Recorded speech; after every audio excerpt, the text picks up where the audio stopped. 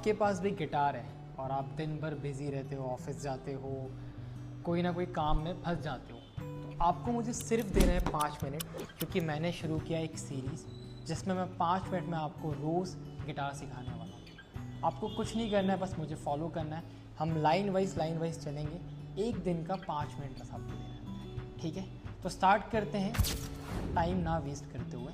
Plectrum hold कैसे करते हैं, गिटार के साथ कैसे बैठते हैं। आई नो बहुत सारे लोगों को ये आता होगा, पर एक बार सुन लो, माइट भी कुछ ऐसी चीज़ें हैं जो मिस हो जाए। मुझे भी पहले लगता था मैं प्लेक्ट्रम से ही पकड़ता हूँ, बट बाद में मुझे पता चला सही तरीका क्या होता है। तो सबसे पहले समझते हैं प्लेक्ट्रम पकड़ते कैसे। ये है प्लेक्ट्रम, मेरे राइट हैंड में ऐसे क्वेश्चन मार्क बनाया मैंने एंड देखा इसमें वाई है। सबसे बड़ा वाई का जो कट है उसके पीछे प्लेक्ट्रम को मैंने ऐसे होल्ड किया एंड अपने थंब को ऐसे रखा। This is the right way to hold the plectrum. अब हम देखते हैं गिटार को कैसे होल्ड करते हैं। गिटार का ये वाला जो कट है ये आपको रखना है थाइस में एंड इसको ऊपर की तरफ रखना है। ऐसा क्यों? क्योंकि जब हम खड़े होकर गिटार को प्ले करते हैं तो ये अपने आप ऊपर हो जाता है, हम क्योंकि इसको हैंग करके रखते हैं, ठीक है? ये प्रोसेस हो गया। अब आपका राइट हैंड ये स्ट्रेंग्स में डाउन अप की प्रोसेस में चलना चाहिए। क्यों? हमारे पूरे बॉडी में सबसे फास्टेस्ट मूविंग पार्ट हमारा रिस्ट है, तो आप इजीली कुछ भी प्ले आप आराम से प्ले कर सकते हो उसको। तो दिस इज़ द राइट वे कि आप ऐसे रिस्ट को करें। अब देखो हमारे पास 6 स्ट्रिंग्स होती है। पहली स्ट्रिंग्स का नाम अभी ऐसे ले लेते हैं कि ये ई है, ये बी है, ये जी है, ये डी है, ये ए है एंड ये ई है। मतलब कि एक सिंपल सा पैसेज बनाते हैं, every beautiful girl deserve and I. आपको इससे याद रहने वाला है। तो E B G D A E, perfect. आपको सबसे पहला लेसन क्या करना है, आपको राइट हैंड से और लेफ्ट हैंड से यहाँ पे पहले वाले फ्रेट पे, ये जो पहला फ्रेट है इसे हम फ्रेट्स बोलते हैं। 1 2 3 4 5 6 7 8 ये सब फ्रेट्स हैं एंड इसके बीच में जो रॉड्स है इसे बोलता है फ्रेट रॉड्स। क्या बोलते हैं इसको? Freight rods. 1 2 3 4 5 ये सब फ्रेट रॉड्स हैं, ठीक है?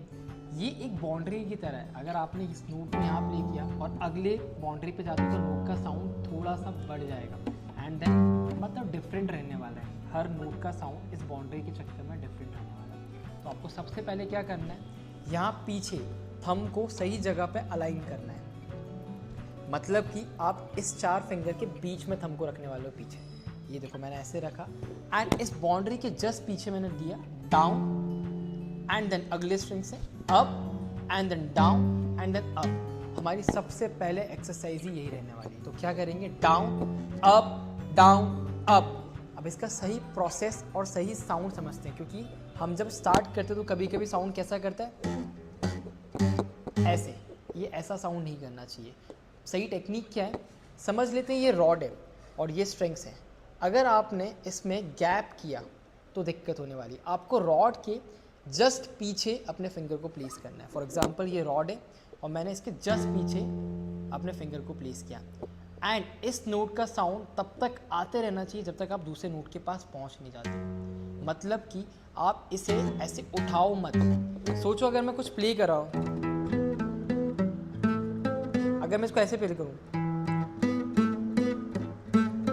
ये बहुत ही गंदा साउंड करने वाला है। तो इसी को बोलते हैं लिगाटो सस्टेन। आपको इसको दबा के रखना है अगले नोट तक and down and then up. चाहे कुछ भी हो जाए, ये डाउन अप का प्रोसेस खत्म नहीं होना चाहिए। Down up down up down up down up. अब इसी को हम ए स्ट्रिंग में करेंगे, down up down up down up down up. तो आज आपको मेरे पहले लेसन के साथ इसको एकदम स्लो प्रैक्टिस करना है। कैसे?